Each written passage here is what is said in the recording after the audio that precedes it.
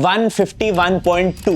ये वो number of overs है जो बुमराह से पूरी तरीके से निचोड़े गए थे पूरी बीजीटी में बिफोर ही फाइनली सेड अब जोर नहीं लग रहा है। और इसका रिजल्ट ये था कि पहले बीजीटी के 5th डे का लास्ट टेस्ट भी बुमराह ने मिस करा, फिर इंडिया वर्सेस इंग्लैंड की ओडीआई सीरीज भी मिस करी और अब चैंपियंस ट्रॉफी भी मिस करने वाला है। यस, कल एक शॉकिंग अपडेट आया बीसीसीआई की तरफ से। इसके हिसाब से चैंपियंस ट्रॉफी में 2 बड़े मेजर अपडेट्स हुए हैं। जसप्रीत बुमराह आउट और केकेआर कोटा से Harshit Rana in. And second, Yashasvi Jaiswal out and फिर से केकेआर कोटा से वरुण चक्रवर्ती इन। पता नहीं भाई कौन सा माल सप्लाई हो रहा है, क्या फूक के डिसीजंस लिए जा रहे हैं। मुझसे पूछोगे, I kind of supported but also not. तो अभी फाइनली अपडेटेड स्क्वाड अपनी चैंपियंस ट्रॉफी के लिए ये है और अब फाइनल डेट भी जा चुकी है। This should be the final squad जो 15 तारीख को चैंपियंस ट्रॉफी खेलने के लिए दुबई जा रही है। ये सारे अपडेट्स मैंने टेलीग्राम पे डाल दिए थे जैसे ही आए थे। और बुमराह भाई देखो, ट्विटर पे न्यूज आ गई थी कि बुमराह की इंजरी थोड़ी वर्स है तो खेलना मुश्किल है, उनको रेस्ट एडवाइस किया। और बुमराह भाई कह रहे ये सब तो फेक न्यूज है। अरे बुमराह भाई, सच बाहर आ गया, अब क्या करोगे, अब किससे छुपाओगे,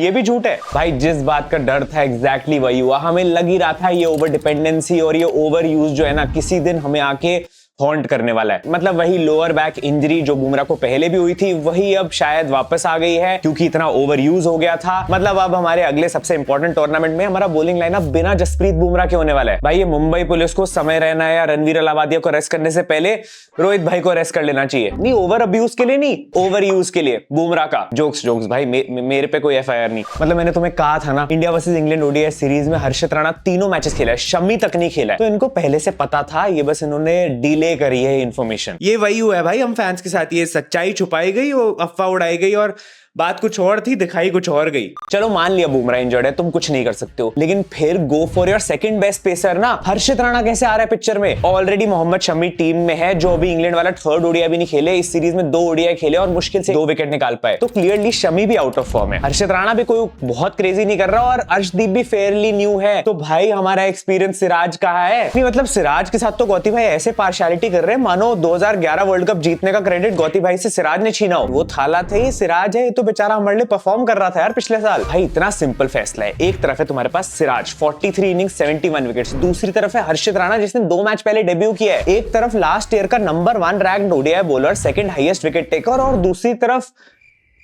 केकेआर का लीड पेसर। अब देखो यहाँ बीसीसीआई को भी पता था कि इस पे आउटरेज तो होने वाली है, तो इन्होंने सिराज का नाम डाल दिया है लेकिन रिजर्व्स में। मतलब अपनी स्क्वाड के अलावा 3 रिजर्व्स भी है जो नाम के लिए हमेशा दे दिए जाते हैं ताकि ज्यादा आउटरेज ना हो। जैसे लास्ट T20 स्क्वाड में रिंकू सिंह का नाम दे दिया था रिजर्व्स में, तो इस साल भी अपने पास रिजर्व्स में मोहम्मद सिराज, यशस्वी जायसवाल एंड शिवम दुबे। भाई major disrespect to DSP Siraj, लेकिन लास्ट ईयर इंडिया के लिए सेकंड हाईएस्ट विकेट टेकर होने के बावजूद भी रिजर्व्स में जा रहा है बंदा। इतनी मजदूरी करवाई है पूरे 2024 में, 25 इनिंग्स में सिराज ने 286 ओवर्स डाले हैं और इसके बावजूद भी रिजर्व्स में। अगर तुम्हारा लास्ट ईयर का हाईएस्ट विकेट टेकर अवेलेबल नहीं है तो सेकंड हाईएस्ट को तो लेके जाओगे।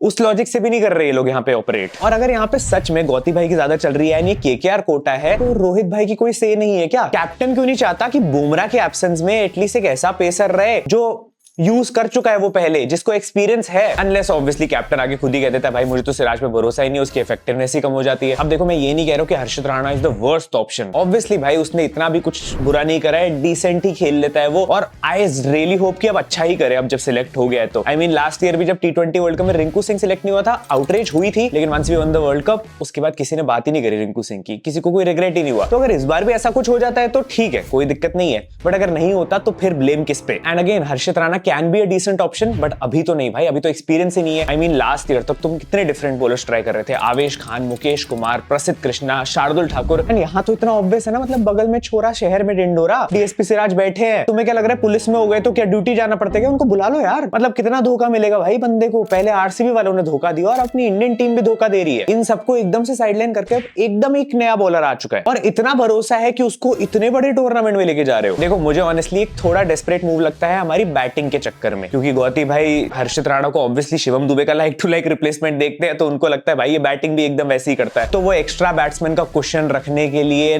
9-10 नंबर पे इनको है कि भाई हर्षित राणा चल जाए साथ में, बाकी कोई बॉलर जो भी होगा उनकी इफेक्टिवनेस सिमिलर रहेगी, बट वो बैटिंग हर्षित राणा शायद थोड़ी ज्यादा दे दे। बट ये वही बात होगी जो बीजीटी में हमने गलती करी थी, बैटिंग पे भरोसा नहीं दिखा रहे थे और बैट्समैन खिलाने के चक्कर में बॉलर कम करते जा रहे थे। आई मीन अभी भी हमारे टॉप ऑर्डर पूरा फॉर्म में अच्छे से है। शुभमन गिल अच्छा खेल रहा है, विराट भी ठीक ठाक खेल ही गया, थर्ड ओडीआई, रोहित भाई ने सेंचुरी लगा दी और मिडिल ऑर्डर श्रेयस अय्यर है, अक्षर जड्डू तक 8 नंबर तक हमारी बैटिंग बहुत ज्यादा अच्छी चल रही है। तो अगर तुम फिर से 350 मार भी दोगे तो अगर बॉलिंग ऐसी होगी तो हो सकता है भाई सामने वाली चेज भी कर दे टीम। एंड मैं इतना सोचता ही ना अगर मोहम्मद शमी फॉर्म में होते, बट भाई शमी भाई इतनी बड़ी इंजरी से निकल के आ रहे हो और बिल्कुल भी फॉर्म में नहीं लग रहा बंदा। लग रहा है, हिंट्स लगते हैं, बट फिर वही परफॉर्मेंस नहीं अच्छी आती और वो लीथलनेस नहीं दिख रही। ऊपर से सेकंड चेंज जायसवाल को हटा के बैट्समैन एक हटा दिया और एक स्पिनर वरुण को ऐड कर दिया। एंड भाई इतना गंदा प्रैंक तो यंगस्टर्स खुद अपने करियर और जिंदगी के साथ नहीं करते जितना ये बीसीसीआई ने बेचारे हमारे यंगस्टर यशस्वी जायसवाल के साथ कर दिया है। पहले चैंपियंस ट्रॉफी स्क्वाड में लिया,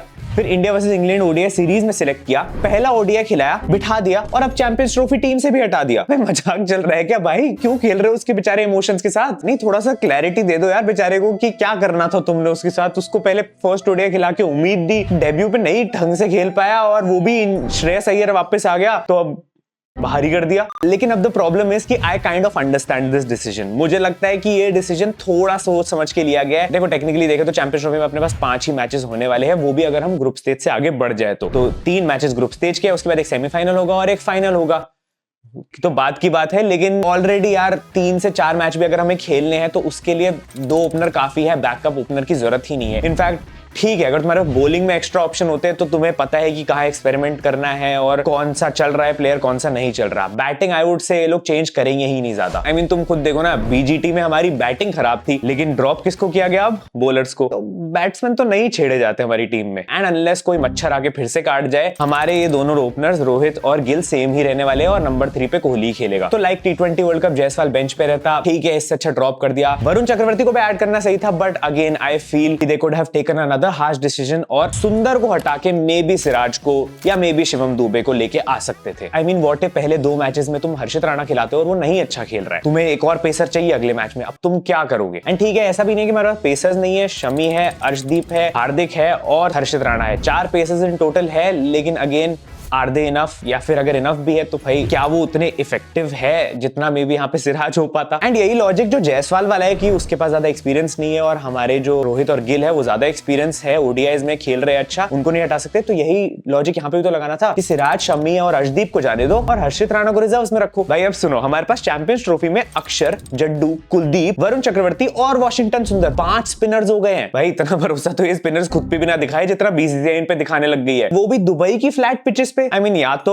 गौती भाई की कुछ सेटिंग है दुबई की पिच क्यूरेटर के साथ, उनको कुछ ज्यादा पता है कि भाई कैसी पिचेस होने वाली है, अनलेस अदरवाइज मुझे तो लगता है भाई इतने स्पिनर्स तो क्या ही करोगे, एक एक्स्ट्रा पेसर ही डाल सकते थे, एटलीस्ट सुंदर को हटा के शिवम दुबे ही रख लेते यार, वो भी चलता, अगर सिराज को नहीं डालना तुम्हें बैटिंग की चिंता है तो। बट ठीक है भाई, अब जो है सो है। मैं थोड़ा डिवाइडेड हूं, ऑब्वियसली हर्षित राणा वाला मैं बिल्कुल भी सपोर्ट नहीं करता, बट जायसवाल वाला decision I kind of understand only. बाकी तुम लोग क्या सोचते हो डिसीजंस के बारे में, मुझे कमेंट्स जरूर बताना। अपडेटेड स्क्वाड के बारे में क्या सोचते हो, क्या चांसेस है बढ़ जाते हैं या कम हो जाते हैं, क्या लग रहा है? ऑब्वियसली बुमराह को मिस तो करेंगे, बट अगेन खुशखबरी ये भी है कि भाई ऑस्ट्रेलिया का तो पूरा बॉलिंग लाइनअप ही नहीं जा रहा है। पैट कमिंस, हेजलवुड और मिचेल स्टार्क तीनों ही नहीं खेल रहे हैं। ऊपर से साउथ अफ्रीका के लिए भी एंड्रिक नॉकी, जेरल कोएट्जी, ये सब रूल्ड आउट है। तो काफी सारे पेसर्स जो है वो खेल ही नहीं रहे हैं चैंपियंस ट्रॉफी में। अपने अगर बुरे हाल है तो बाकियों के और भी बुरे हाल है। हम दुखी थे, लेकिन हमसे ज्यादा दुखी 2 और लोग थे। लेकिन मुझे उतना डर और किसी बात का नहीं है, बल्कि इस बात का है कि जो पैटर्न दिख रहा है मुझे, ये डरावना है भाई। Bumrah injured, Varun Chakravarthy in the squad, New Zealand, Bangladesh, Pakistan के साथ ग्रुप स्टेज मैचेस और दुबई में टूर्नामेंट।